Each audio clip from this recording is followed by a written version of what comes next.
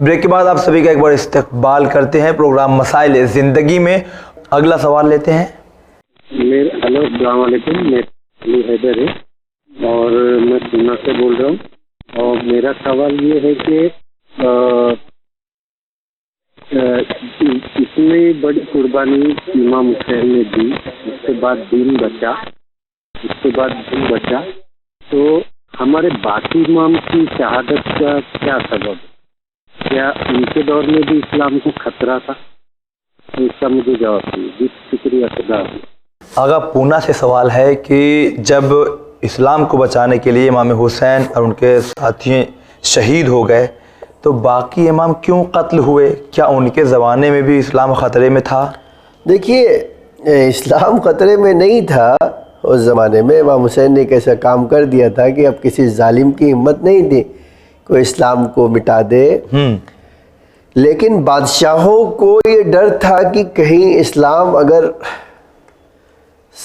حقیقی اسلام لوگوں کے سامنے آ گیا تو ہماری حکومت کو اکھاڑ کر پھینک دے گا۔ جی، نتیجے میں کیا کیا، ہر زمانے کے حکمراں حقیقی وارث اسلام سے خوف کھاتے تھے، اور ان کی خوف کی جب انتہا ہو گئی تو وہ کیا کرتے تھے، امام کو قتل کر دیتے تھے۔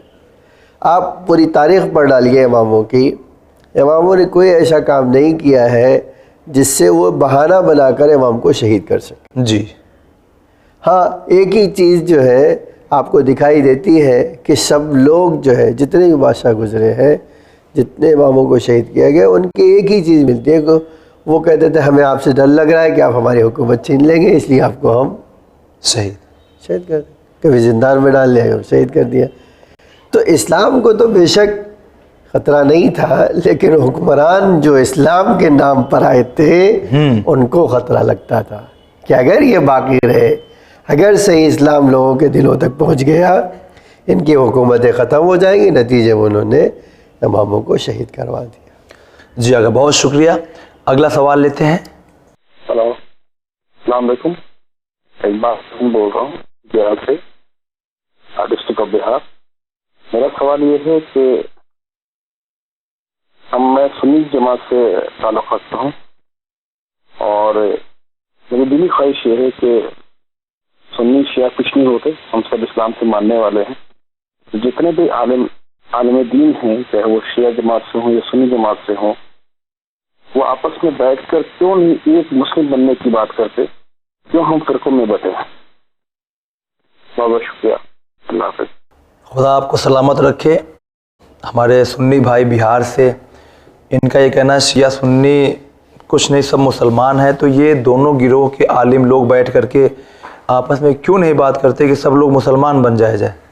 بھائی اصل میں اسلام، یہ تو شاعری جو ہے ہر مسلمان کے دل کی ترجمانی ہے، ٹھیک ہے۔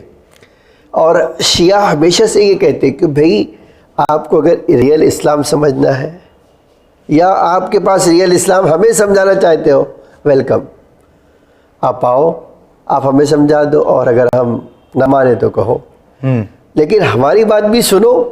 صحیح، اگر ہماری بات سچی ہے تو تم مان لو۔ یہ تو ہمیشہ سے شیعہ کا نعرہ تھا اور آج بھی ہے، اہل بیت کے ماننے والوں کا۔ ہاں بالکل، کہ بھئی ریئل اسلام کی تلاش ہمیشہ ہونا چاہیے۔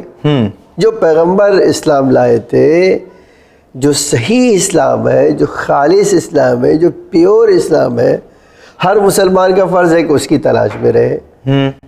اب یہ کہ میرے پاس ہے یا آپ کے پاس ہے، آؤ ہم دونوں جو ہے قرآن اور حدیث سے اپنا دین پیش کر دیں، جو سچ ہو اس کو مان لیں، ٹھیک۔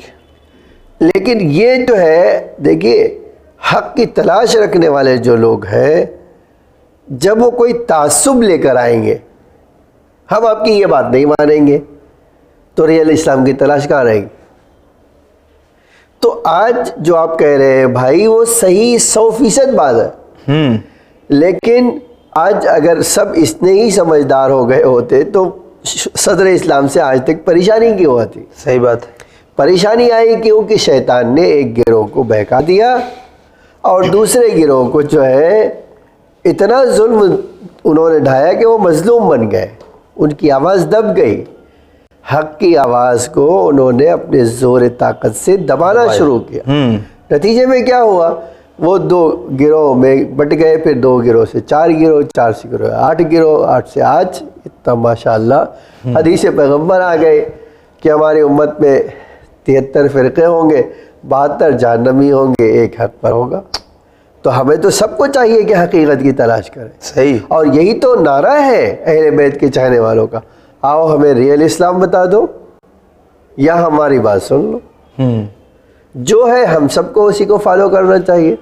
یہ تو سچ بات ہے کہ سنی شیعہ کیا ہوتا ہے، اصل مسلمان، اصل حقیقی اسلام کا ماننے والا، دین کے رہبر حقیقی کون ہے، یہ سب آ کے دیکھو، صحیح، مانو۔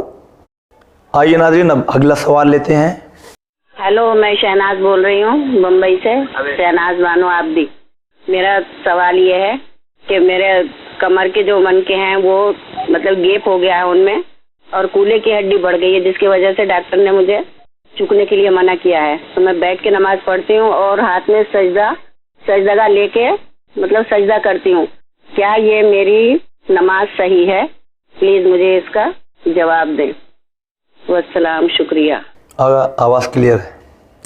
دیکھیں، ہاتھ پہ لے کے سجدہ کرنا صحیح نہیں ہے۔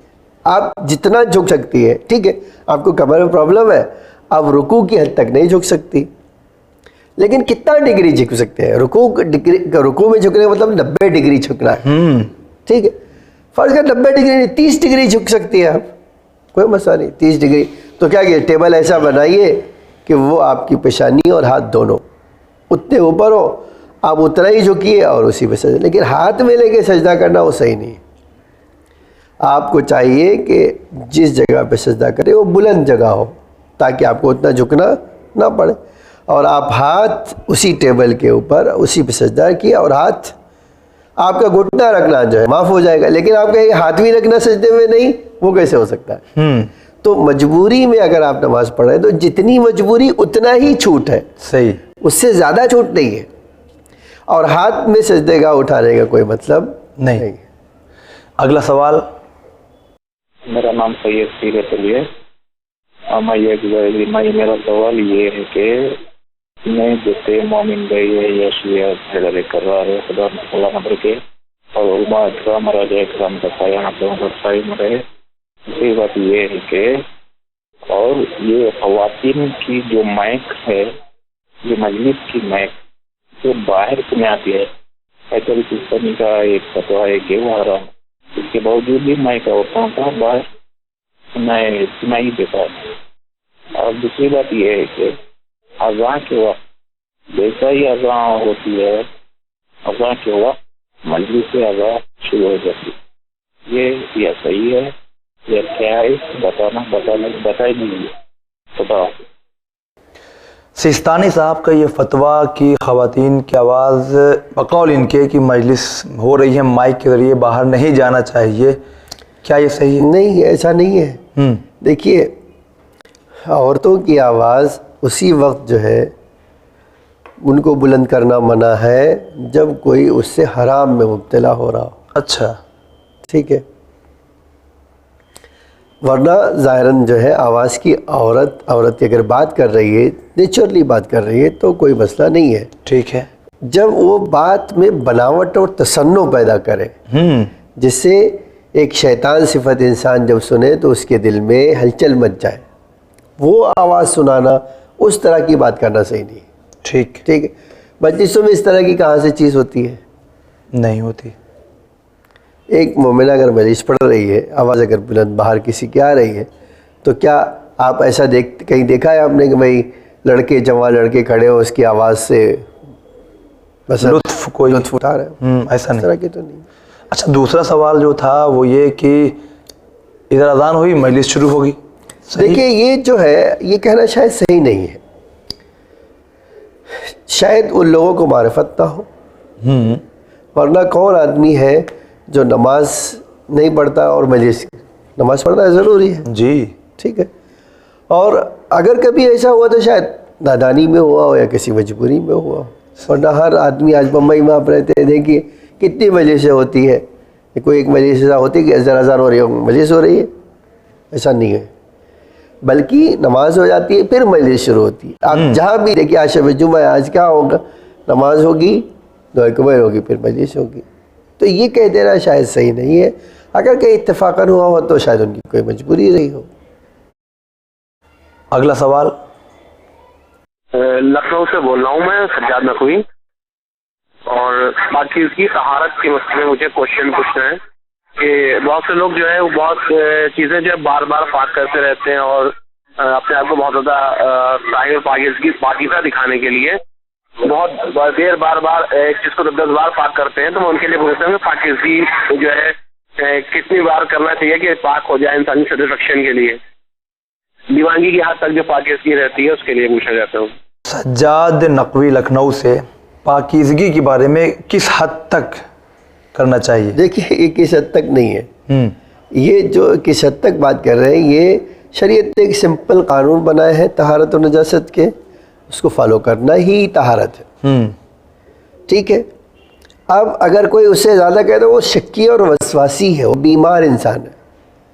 بیماری اگر کسی کو لگ جائے وہ نہیں کہہ سکتا بڑا طاہر ہے، وہ بیمار آدمی ہے. صحیح. ایک آدمی مثلا اس کے ہاتھ میں چکنائی لگی ہے، صابن سے ایک بار دھو لے گا چکنائی چھوٹ جائے تو یہی طہارت ہے. اب 10 بار لگا رہے ہیں آپ صابن تو یہ ویسٹ بھی ہے پانی کا، اور یہ آپ بیمار ہیں اور بیماری کا علاج کروانے کی ضرورت ہے. آپ ایک بار ویسے ایک آدمی وضو کر لیا، ایک بار پانی چہرے میں ڈال لیا، پہنچا دیا، یہی وضو ہے. اب 10 بار ڈالنا تھوڑا ہی جو ہے، اس سے تو وضو باطل ہوگا. آپ صحیح بات. تو ایک بیماری کی حد تک نہیں جانا چاہیے. احتیاط اچھی چیز ہے لیکن احتیاط کا مطلب بیماری نہیں ہے، کیئر کرنا ہے. جو آپ وضو کر رہے ہیں اس کے بارے میں دھیان سے کیجئے، اس کو کہا جاتا ہے طہارت. اس سے ہٹ کر کوئی اور چیز طہارت نہیں. اگلا سوال لیتے ہیں. ہلو، السلام علیکم. میں بول رہی ہوں لکھنؤ سے، اور میرا سوال یہ ہے کہ میرے والد صاحب کا انتقال ہو گیا ہے 27 محرم کو. میں یہ جاننا چاہتی ہوں کہ اپنے والد کی مغفرت کا بہترین طریقہ کیا ہے. شکریہ. جی دیکھیے ان کے مغفرت کا بہترین طریقہ ہے پہلے تو ان کے واجبات ادا کروائے جائے. قرضہ ہے، نماز ہے، روزہ ہے، حج ہے، زکوٰۃ ہے، اگر انہوں نے نہیں کیا وہ کروا دیے جائے. اگر ماشاء اللہ سے وہ یہ سب کر کے گئے ہیں تو اب آتا ہے سیکنڈ مرتبہ. ہر نیک کام ان کی مغفرت کا ذریعہ بنے گا. قرآن پڑھوا دیجئے، نیک ان کے نام سے کھانا کھلوا فقیر کو دے دیجئے، ان کی طرف سے صدقہ دے دیجئے، ان کی طرف سے مدرسہ کھول دیجئے، ان کی طرف سے قرآن پڑھوا دیجئے، ان کی طرف سے ڈونیشن دے دیجئے ان چینل کو. یہ سب ان کی مغفرت کا ذریعہ ہے. اگلا سوال. میرا سوال یہ ہے مولانا کہ میں فجر کی نماز میں اٹھتی ہوں تو مجھے سائنس کا پرابلم ہے، تو میں ٹائمنگ کر کے نماز پڑھ رہی ہوں تو کیا میرا نماز قبول ہے؟ اور میرا دوسرا سوال ہے کہ ہمارے شہر میں مجلسیں بہت ماشاء اللہ اچھی طرح سے بہت ہوتی ہے، لیکن ٹائم اعلان ہوتا ہے وہ ٹائم سے نہیں شروع ہوتی ہے. 11 بجے کی اعلان ہوئی تو 1 بجے شروع ہوتی ہے. اور وہی مجلسوں میں تبرک دینے کا انتظام بہت اتنی غلط طریقہ ہے کہ ایک ہی جگہ سے دے رہے ہیں اور اتنی بھیڑ ہوتی ہے اور بہت پرابلم ہوتی ہے تبرک دینے کی. اتنا دھکم دھکا ہوتا ہے تو کبھی کبھی ایسا ہوتا ہے کہ مجلس جانے کا ہی من نہیں ہوتا ہے کیونکہ مجلس سب اچھی طرح ہوتی ہے لیکن تبرک دینے کا اتنا یہ ہوتا ہے، ایسا لگتا ہے کہ بہت بھیڑ ہوتی ہے. تو اس کے لیے کیا کرنا چاہیے؟ شکریہ. یہ کنیز زہرا ہیں اور سائنس کی پرابلم ہے ان کو، تو کیا تیمم سے نماز پڑھ سکتی ہیں؟ ان کو ڈاکٹر سے رجوع کرنا چاہیے. اگر ڈاکٹر کہتا ہے کہ آپ کے لیے صبح کی نماز میں پانی کا استعمال نقصان دہ ہے، آپ تیمم کر کے نماز پڑھ سکتے ہو، کوئی مسئلہ نہیں ہے. اور دوسری بات جو ہے وہ مجالس بہت ہوتی ہے ماشاءاللہ، تو اس میں پبلک کو ڈیل کرنے کا شاید طریقہ کمزور ہے جس کی وجہ سے دھکا لگتا ہے اور پرابلم ہوتی ہے، تو کیا کہیں گے؟ دیکھیے اگر اس طرح کی پرابلم ہے تو آرگنائزیشن جو آرگنائز کر رہے ہیں ان کو چاہیے کہ اس مسئلے کا عاقلانہ حل ڈھونڈ لیں، ایسے راستے کھول دیں، بڑا راستہ بنا دیں، تورق کا آدمی بانٹ دے، اس طرح کی پریشانی دور ہو جائے گی انشاءاللہ۔ اگلا سوال لیتے ہیں۔ میرا نام منظر ہے اور میرا سوال یہ ہے کہ میری شادی ہو گئی ہے اور میری بیوی مجھے بہت پریشان کرتی ہے، میں اس کی چھٹکارا چاہتا ہوں، وہ بھی نہیں دیتی اور میرے ساتھ رہتی بھی نہیں۔ منظر صاحب ہیں، 2 سال ہوئے شادی ہو گیا، وائف ان کی پریشان کرتی ہیں اور یہ چھٹکارا چاہتے ہیں، وہ طلاق پہ راضی نہیں ہیں، کیا کریں؟ دیکھیے اس طرح کے مسائل جاتے ہیں، ایک طرفہ بات سن کر فیصلہ نہیں کیا جا سکتا، ہمیشہ تالی 2 ہاتھ سے بجتی ہے، ایک ہاتھ سے نہیں بجتی ہے۔ ہمارا مشورہ اس بارے میں اور شرعی حکم یہ ہے، اس مومنہ سے بھی کہنا چاہیں گے کہ آپ کے لیے ضروری ہے کہ شوہر کے حقوق کی رعایت کریں۔ آپ اگر شوہر کو ناراض کریں گی تو آپ کا کوئی نماز روزہ قبول نہیں ہوگا، اللہ آپ سے ناراض ہوگا۔ اور یہی بات پلٹ کے شوہر سے بھی کہیں گے کہ آپ اپنی بیوی کے حقوق ادا کیجئے، ورنہ آپ کی بھی نماز روزہ قبول نہیں ہوگا اور اللہ آپ سے ناراض ہو۔ اگر دونوں اپنے حقوق کی رعایت کریں تو جھگڑے اور تکلیف کی کوئی بات آنے والی نہیں۔ جب کسی انسان کی ڈیمانڈ اپنے جو ہے فریق سے، اپنی بیوی سے، اپنے شوہر سے زیادہ ہو جاتی ہے تو اس صورت میں ٹکراؤ پیدا ہوتا ہے اور ٹکراؤ سے مسائل پیدا ہوتے ہیں۔ تو اگر دونوں میاں بیوی سمجھدار ہے اور اپنی باؤنڈری کراس نہ کرے تو ایک دوسرے کے لیے سکون کا سبب ہوں گے، زحمت کا سبب نہیں ہوں گے۔ تو میں اپنے بھائی سے کہنا چاہتا ہوں آپ اپنے آپ کو بھی دیکھیے اور اپنی بیوی کو بھی سمجھائیے۔ شوہر کی ذمہ داری یہ بھی ہے، اس کو سمجھائیے، محبت سے سمجھائیے، پیار سے سمجھائیے اور آپ کہیے کہ بھئی میں آپ کے حقوق ادا کروں گا، آپ بھی، ہم ایک اچھی زندگی گزاریں۔ کون ایسا عاقل آدمی ہے جو نہیں سمجھے گا؟ صحیح۔ اگلا سوال لیتے ہیں ناظرین۔ السلام علیکم، میرا نام ایشان حیدر رضوی ہے، میں دوحہ قطر سے بات کر رہا ہوں۔ میرا سوال یہ ہے کہ میرے ساتھ کچھ پاکستانی لوگ ہیں، شیعہ ہیں، وہ بھی، ہم ان کے ساتھ رہتے ہیں، ساتھ میں کھانا کھاتے ہیں۔ تو مچھلی بن کے آئی، کل پرسوں کی بات ہے، اور جب مچھلی آئی تو میں کہہ رہا ہوں میں مچھلی نہیں کھاتا محرم میں، تو کہتے ہیں مچھلی کیوں نہیں کھاتے محرم میں؟ میں نے کہا ہم انڈیا والے شیعہ جتنے بھی ہم لوگ تو مچھلی نہیں کھاتے۔ وہ کہتے ہیں نہیں، مچھلی محرم میں کہاں لکھا ہوا ہے کہ نہیں کھاتے؟ تو مجھے بتا دیں کہ کہاں لکھا ہوا ہے کہ مچھلی نہیں کھاتے، کہ کھانا چاہیے کہ نہیں کھانا چاہیے محرم میں مچھلی، یہ مجھے آپ بتا دیں۔ السلام علیکم۔ وعلیکم السلام۔ ماہ اذا جو یہ ایام ہیں ان میں مچھلی کھانا کیسا ہے؟ دیکھیے شرعاً مچھلی کھانے میں کوئی قباحت نہیں ہے۔ یہ ہماری جو ہے یو پی میں خاص طور سے یہ ایک جو ہے طریقہ تھا، یہ ادب ہے کہ جب محرم آتا ہے اور محرم غم کی علامت ہے تو وہ چیز جو علامتی طور پر ہی خوشی میں استعمال ہوتی ہے اس سے دوری اختیار کرتے ہیں۔ یعنی غم کا ایک تقاضا ہے جی، اور خوشی کا ایک تقاضا ہے، تو جو خوشی کے تقاضے ہیں یو پی میں عزاداری کا ادب یہ تھا کہ اس خوشی کے تقاضے سے بھی دور رہتے تھے۔ اچھا، مثلا ایک میاں بیوی شادی شدہ ہے، وہ ایک دوسرے کے قریب نہیں آئیں گے، یہ تو شرم تھوڑی کوئی منائے گی۔ تلنے والی کوئی چیز گھر میں نہیں پکے گی، شرم تھوڑی کوئی منائے گی۔ بلیک کپڑے، سفید کالے کپڑے کے علاوہ کچھ نہیں پہنیں گے، تو شریعت نے تھوڑی کوئی منع کیا ہے۔ اسی طرح مچھلی کھانا شریعت نے تھوڑی منع کیا ہے، وہ اعضاء کے تقاضے کی بنا پر یہ کہتے ہیں کہ بھئی یہ چیز خوشی کی علامت ہے، ہم اس سے دوری اختیار کریں۔ آپ ہمارے وہاں جائیے تو آپ دیکھیں گے 7ویں سے لوگ چارپائی بھی الٹی کر دیتے ہیں، تو یہ الٹی کرنا تھوڑی کوئی شریعت میں ہے، یہ تو انسان کے غم کا تقاضا ہے، اور جب وہ غم زدہ ہوتا ہے تو بہت سارے کام غم کے جو عالم میں کرتا ہے وہ اسی کو روش کے مطابق، اسی طریقے کے مطابق چلا جاتا ہے۔ ان میں سے یو پی میں مچھلی نہ کھانا بھی ہے۔ بقیہ ہمارے ایسا نہیں کہ آندھرا پردیش میں اس کے بالکل برعکس ہے۔ تو ہمارے اس ہندوستان میں الگ الگ رواج ہے، تو شرعاً کوئی مسئلہ نہیں ہے، لیکن ہمارے یو پی میں یہ ادب عزاداری میں شمار ہوتا ہے۔ جی اگلا سوال لیتے ہیں۔ میرا سوال یہ ہے کہ ٹرین میں نماز ہو سکتی ہے یا نہیں ہو سکتی؟ جی سوال یہ ہے کہ کیا ٹرین میں نماز ہو سکتی ہے؟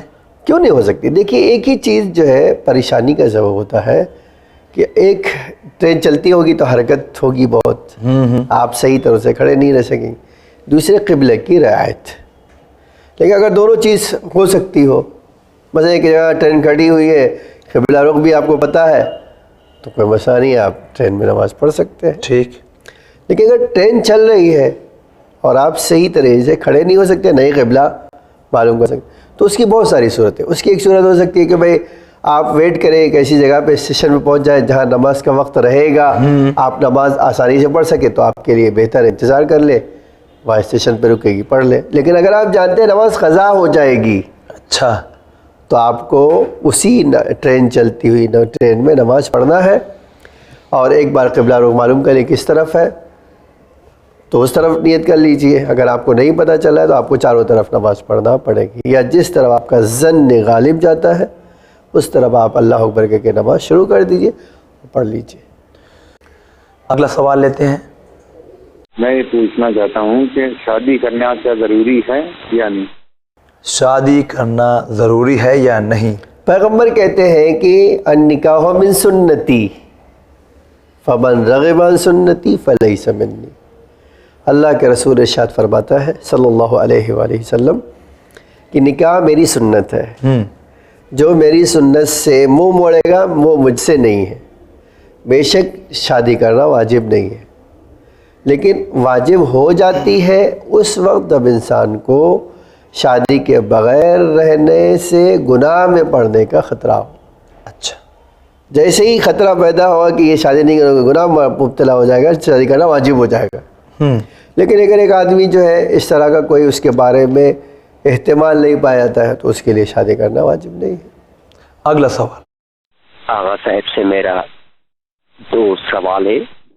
اول، بینک میں ہم جو پیسے ڈپازٹ کرتے ہیں اس پیسے پہ ہمیں جو انٹرسٹ ملتے ہیں کیا وہ انٹرسٹ ہمارے لیے جائز ہے؟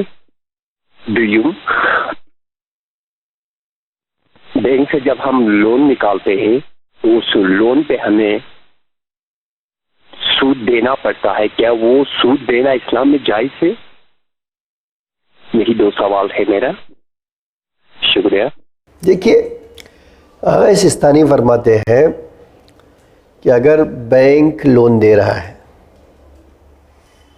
اور بینک پرائیویٹ نہیں ہے تو آپ لون اس لحاظ سے لے سکتے ہیں کہ یہ مال جو آپ کو مل رہا ہے مجہول المالک کا ہے، کس کا ہے آپ کو پتہ نہیں ہے، تو جس کا کوئی وارث نہیں ہوتا اس کا امام وارث ہوتا ہے، تو یہ نیت سے لینا ہے بینک سے لون کی یہ پیسہ امام کا ہے، میں امام سے لون لے رہا ہوں، اور جو بھی قسط ہوگی میں امام کو پیمنٹ کروں گا، اور اگر امام وقت ہوتے تو مجھ سے اضافی نہیں لیتے تھے، اب اگر میں نہیں دوں گا تو میری عزت پہ بات آئے گی، تو اس نیت سے لینا اور دینا دونوں جائز ہو جائے گا۔ یہ بات ہے لون کے بارے میں۔ جہاں تک رہی بات کی میں اکاؤنٹ میں پیسہ رکھتا ہوں مجھے انٹرسٹ دیتی ہے وہ، تو اگر وہ دیتی ہے آپ نے نہیں مانگا ہے تو کوئی مسئلہ نہیں، ٹھیک ہے، آپ مانگ کر وہ انٹرسٹ نہیں لے سکتے۔ آئیے اب ٹیکسٹ میسج کی طرف چلتے ہیں۔ پہلا سوال یہ ہے کہ اگر نماز اور ولایت آپس میں ٹکرا جائے تو کیا ولایت کو ترجیح دینی چاہیے یا نماز کو؟ اس کی دلیل زہیر ابن قین کربلا میں کہ ان کو امام علیہ السلام نے بھی نہیں ٹوکا نماز پڑھنے کے لیے۔ دیکھیے کبھی بھی ولایت اور نماز میں ٹکراؤ نہیں ہے، کبھی بھی ولایت اور نماز میں ٹکراؤ نہیں ہے۔ ولایت خدا سے چلتی ہے، اصل ولایت خدا کی ہے، خدا سے اس کے رسول کو اور رسول سے اس کے ولی کو آتی، ٹھیک ہے۔ نماز کا وقت وسیع ہے، اور جب نماز کا وقت وسیع ہے اور کسی مجبوری کی بنا پر ایک انسان جو ہے اول وقت میں نہیں پڑھ سکتا تو وقت وسیع ہے یہ دوسرے وقت میں پڑھ لے. اب اگر امام حسین کے سامنے اور ان کے صحابہ کے سامنے کوئی ایسی سچویشن آئی، امام موجود ہے، تو اس سے امام کے حکم کو فالو کریں گے اور وہی بتائے گا کہ کیا کرنا چاہیے. تو یہاں ٹکراؤ کہاں ہے؟ اور کبھی بھی نماز اور ولایت میں ٹکراؤ نہیں ہوتا. اچھا، اگلا سوال جو ہے وہ دلی سے ہے. معراج، نہ ہم مولانا کا نام لیں گے نہ اس علاقے کا، اشارے میں بات یہ سوال ہم کرتے ہیں کہ یو پی سے ہے. ایک مولانا صاحب جو ہیں وہ بنا نوٹس بھیجے ہوئے خلا پڑھتے ہیں، تو کیا یہ صحیح ہے؟ اصل خلا پڑھنا 100% غلط ہے. دیکھیے، خلا کا مطلب ہوتا ہے، شریعت میں خلا لڑکا دیتا ہے اور لڑکی راضی کرتی ہے شوہر کو. خلا میں لڑکی جو ہے، بیوی جو ہے، وہ پیسے دے کر یا کسی دوسری چیز سے شوہر کو راضی کرتی ہے طلاق دینے کے لیے. ٹھیک ہے، مولانا کہاں آئے بیچ میں؟ نوٹس بھی دیں گے تو خلا نہیں ہوگا. دیکھیے، یہ غلط بات کہہ رہے ہیں. کوئی بھی خلا اس طرح کا نہیں ہوتا ہے کہ ایک آدمی نوٹس بھیج دیے، کوئی مولانا نوٹس بھیج دیا اور طلاق پڑھ دے. یہ طلاق اصل ہو ہی نہیں سکتا ہے، طلاق غلط ہے. ٹھیک ہے، خلا کا مطلب ہوتا ہے بیوی جو ہے شوہر کے ساتھ نہیں رہنا چاہتی ہے، شوہر طلاق دینا نہیں چاہتا ہے، بیوی پیسہ دے کر کوئی اور چیز دے کر شوہر کو راضی کرتی ہے کہ بھائی مجھے آپ طلاق دے دیجئے. شوہر کہتا ہے ٹھیک ہے، آپ یہ پیسے دیجئے یا یہ کام کیجئے، میں آپ کو طلاق دوں گا. تو اس کو کہتے ہیں خلا. آج شریعت میں اس طرح کی بڑی عجب چیز شریعت سے کھلواڑ ہو رہا ہے، اور اگر کسی نے اس طرح کا طلاق پڑھا ہے تو طلاق غلط ہے. ہمارے پاس ایک طلاق ہے حاکم شرع کا طلاق. حاکم شرع طلاق پڑھ سکتا ہے پاور استعمال کر سکے، جس کو ہم طلاق قضائی بھی کہتے ہیں. ٹھیک ہے، اس کا مطلب یہ ہے ہوتا ہے کہ جب کوئی لڑکا اپنی بیوی کو عزت اور آبرو کے ساتھ نہ رکھے، خرچ نہ دے، مارتا پیٹتا ہو، ستاتا ہو، اور اچھی طرح سے رکھنے کے لیے تیار نہ ہو اور نہ ہی طلاق دینے پہ تیار ہو، جی، تو پھر حاکم شرع کا رول آتا ہے. اور حاکم شرع ہر مولوی نہیں ہے. یہاں جو امامہ پہن لے وہ حاکم شرع نہیں ہے. یہ سمجھنا ہوگا ہماری قوم کو کہ ہر آدمی جو مولانا ہے وہ حاکم شرع نہیں ہے. حاکم شرع کو مرجع معین کرتا ہے کہ یہ میری طرف سے اتھارٹی ہے، یہ میری طرف سے ایک پاور رکھتا ہے. اس پاور کی بنا پر یہ بات کرے گا لڑکی اور لڑکے سے. اگر لڑکی کمپلین کرے گی کہ بھئی میرا شوہر ایسا کر رہا ہے، نہ رکھ رہا ہے، نہ ہی جو ہے مجھے طلاق دے رہا ہے، تو حاکم شرع بات کرے گا، سمجھائے گا. اور اس وقت اگر لڑکا کہہ رہا نہ میں طلاق دوں گا اور نہ ہی اس کو خرچہ دوں گا، رکھوں گا، اس صورت میں حاکم شرع کہتا ہے نہیں، تمہیں دو کام میں سے ایک کام کو انتخاب کرنا پڑے گا، یا طلاق دو یا عزت سے رکھو. اس کا نہیں میں دونوں کام نہیں کروں گا. اس وقت حاکم شرع اپنا پاور استعمال کر کے طلاق پڑھ سکتا ہے. اس کو آپ جو ہے کہتے ہیں حاکم شرع کا طلاق. خلا کہاں ہوا؟ صحیح. تو خلا اصل کہنا غلط ہے اس طرح کے طلاق کو.